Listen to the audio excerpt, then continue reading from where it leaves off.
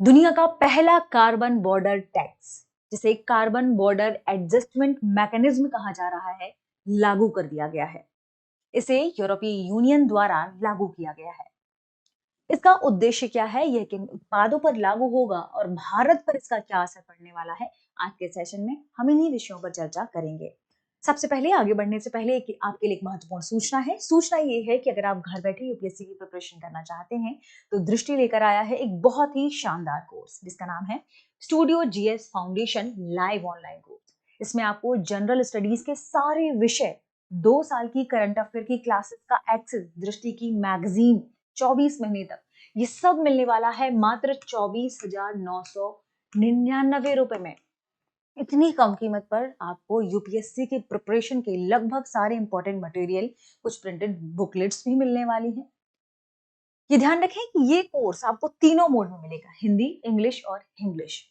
ठीक है, तो हिंदी मीडियम का बैच शुरू हो रहा है 5 जनवरी दोपहर 2 बजे से। इंग्लिश का बैच शुरू हो रहा है 6 जनवरी दोपहर 3 बजे से। और इंग्लिश का बैच शुरू हो रहा है 7 जनवरी शाम 6 बजे से। अब आप पूछेंगे इंग्लिश मीन्स आपको क्लास कराई जाएगी हिंदी में और आपको नोट्स मिलेंगे इंग्लिश में। इस कोर्स को लेने के बाद अगर आप दृष्टि के किसी भी ऑफलाइन सेंटर में बाद में कभी क्लास करने जाते हैं तो उस वहां पर जो फीस होगी उसमें ये फीस भी एडजस्ट कर दी जाएगी, यानी घटा दी जाएगी। इसका मतलब ये कोर्स मिल रहा है आपको बिल्कुल फ्री, आपके फाउंडेशन को मजबूत करने के लिए। तो फिर देर किस बात की, इसमें थोड़ा सा और कंसेशन मिल सकता है आपको अगर आप कोड गीत यूज करते हैं। कॉल करिए 8750187501 पर और इससे जुड़ी जो भी क्वेरीज आपको चाहिए, एडमिशन लेना हो, ये फाउंडेशन बैच की डिटेल्स जाननी है, कुछ भी, वो सब आपको मिल जाएगा। या आप दृष्टि लर्निंग ऐप पर जाएंगे। दृष्टि लर्निंग ऐप में आप कोड अप्लाई करेंगे तो इसकी फीस थोड़ी और कम हो जाएगी, वहां से भी आप इस कोर्स को खरीद सकते हैं। देर मत कीजिए क्योंकि यूपीएससी की तैयारी समय मांगती है। आगे बढ़ते हैं और देखते हैं हमारे आज की खबर को। खबर संबंधित है कार्बन बॉर्डर एडजस्टमेंट मैकेनिज्म से। ठीक है, ध्यान रखें क्योंकि बहुत से बच्चे कहते हैं मैम हिंदी में लिखा करिए। कार्बन बॉर्डर एडजस्टमेंट मैकेनिज्म,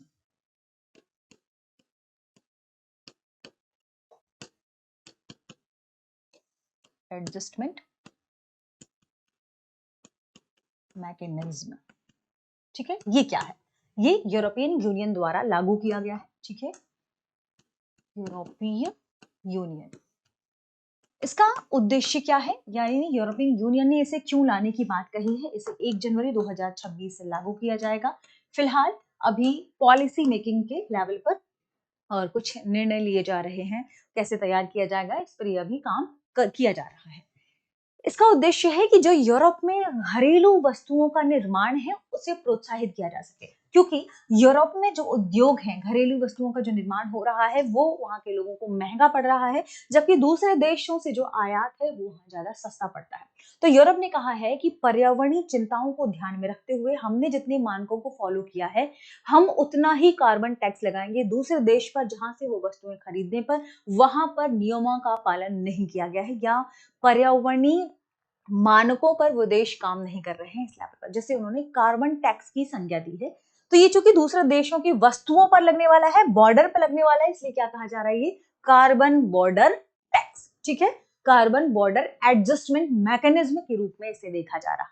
ठीक है, इससे भारत समेत कई डेवलपिंग दुनिया के जो देश हैं वो नाराज हो गए हैं, क्योंकि यह विवादित जो ट्रेड एनवायरमेंट की जब हम बात करते हैं, ट्रेड एनवायरमेंट जो उपाय हैं, वो ईयू में आने वाले जितने भी देश हैं, चाहे हम बात करें कि कार्बन को लेकर वो देश कुछ सामानों को भेज रहे हैं, उन सामानों पर ये क्या होगी, लेवी लगा दी जाएगी।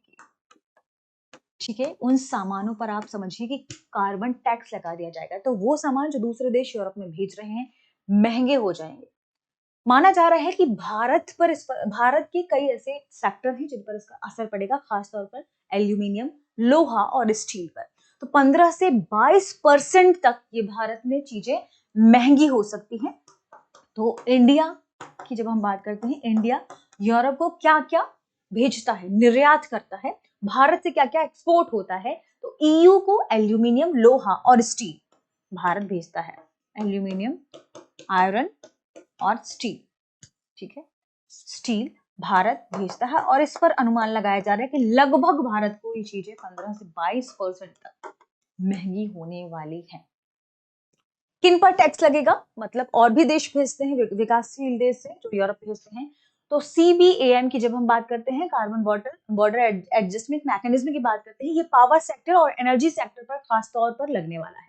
ठीक है, तो जो इंसेंटिव इंडस्ट्रियल क्षेत्र है या सेक्टर्स हैं जैसे cement, steel, aluminium, oil refineries, paper, glass, chemical, fertiliser, ये उन सभी देशों से आने वाला जो सामान होगा, जो ये सारे मटेरियल्स जो दूसरे देशों से आते हैं उन पर लगाया जाएगा, उन सामान के इंपोर्ट पर लगाया जाएगा, जिससे कार्बन रिलेटेड टैक्स के रूप में देखा जा रहा है या कार्बन रिलेटेड चार्ज के रूप में इसे देखा जा रहा है।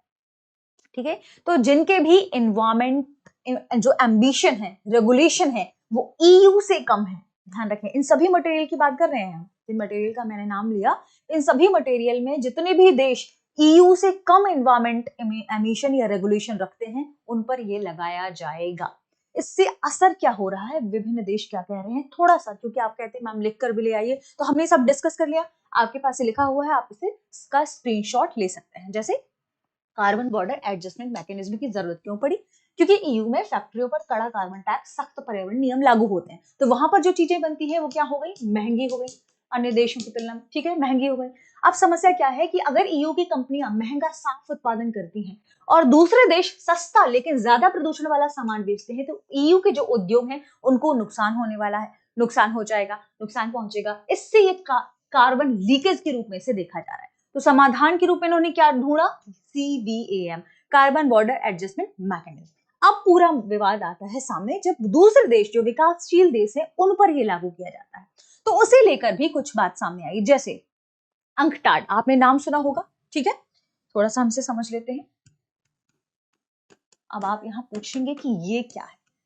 ये यूनाइटेड नेशन का conference on trade and development है। ठीक है, यूनाइटेड नेशन का क्या है? कॉन्फ्रेंस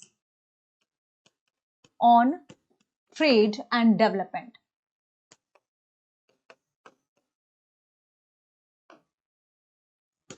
जो डिसाइड करता है कि कहां कहां कौन कौन से देशों पे क्या लागू करना है। इसने चेतावनी दी है CBAM को लेकर। क्या चेतावनी जारी की है? इसने अपनी चेतावनी में कहा कि CBAM के जो यूज है वो गरीब देश नहीं कर पाएंगे, गरीब देशों के डेवलपमेंट पर इसका असर पड़ेगा। गरीब देश यानी कुछ विकासशील देश और कुछ गरीब देश, इन देशों पर इसका क्या, इनके डेवलपमेंट पर क्या होगा, असर पड़ेगा, ऐसा कहा है अंकटाड। ठीक है, इसने ये भी कहा है कि देखिए, हम जो गरीब देश हैं वो जब एक्सपोर्ट करते हैं तो उनके एक्सपोर्ट आधारित डेवलपमेंट होता है उन देशों का। जिनका एक्सपोर्ट आधारित डेवलपमेंट है उनके लिए अब डेवलपमेंट के मौके कम हो जाएंगे अगर ऐसा लागू होगा तो कम हो सकते हैं उनके डेवलपमेंट के अवसर। इसलिए अंकटेड ने इसे चेतावनी के रूप में देखा है, इसे लागू ना करने की बात कही है या गरीब देशों को थोड़ी सी रियायत देने की बात कही है। ठीक है, ये भी कहा है कि कहीं ना कहीं WTO ने जो एक ट्रेड को लेकर मैकेनिज्म लागू किया, एक सिद्धांत लागू करता है। क्या है वह सिद्धांत? Common but differentiated responsibilities.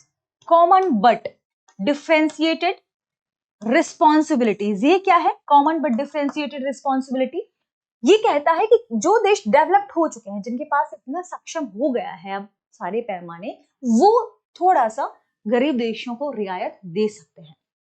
ये WTO द्वारा मान्यता प्राप्त एक इंटरनेशनल एनवायरमेंटल लॉ है, जिसका मुख्य सिद्धांत ये कहता है कि जहां सभी देश ग्लोबल एनवायरमेंटल चुनौतियों से निपटने की जिम्मेदारी लेते हैं, वहीं उनकी जो जिम्मेदारियां हैं उन पर जब पॉलिसी बनाई जाती हैं वो उनके डेवलपमेंट के लेवल पर होनी चाहिए।